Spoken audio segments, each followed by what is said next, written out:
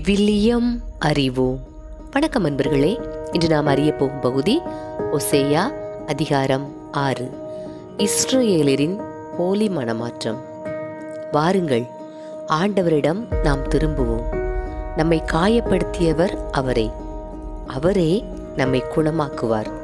நம்மை அடித்து நொறுக்கியவர் அவரே நம் காயங்களை கட்டுவார். 2 நாளுக்கு பிறகு நமக்கு புத்துயிர் அளிப்பார். 3ஆம் நாளில் நம்மை எழுப்பி விடுவார். அப்பொழுது நாம் அவர் முன்னிலையில் வாழ்ந்திடுவோம். நாம் அறிவடைவோமாக. ஆண்டவரை பற்றி அறிய முனைந்திடுவோமாக. அவருடைய புறப்பாடு புலரும் பொழுது போல் திண்ணமானது.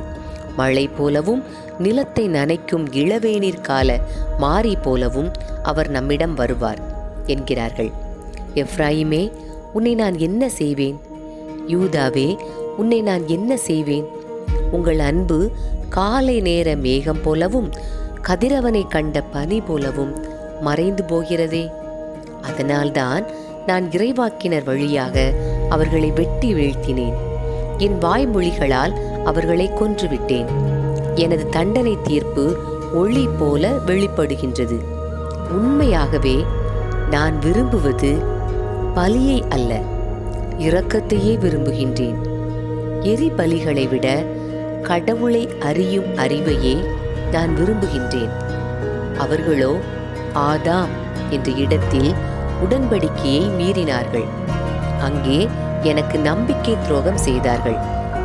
கிளையாது கொடியோர் நிறைந்த நகர், அதில் இரத்தக்கரை படிந்துள்ளது. கொள்ளையர் கூட்டம் வழிப்போக்கருக்காக காத்திருப்பது போல் குருக்களின் கூட்டம் செக்கேமுக்கு போகிற வழியில் காத்திருந்து கொலை செய்கின்றது. கொடுமையென்றோ அவர்கள் செய்வது? இஸ்ரவேல் குடும்பத்தாரிடம் மிக கொடிய செயலொன்றை நான் கண்டேன்.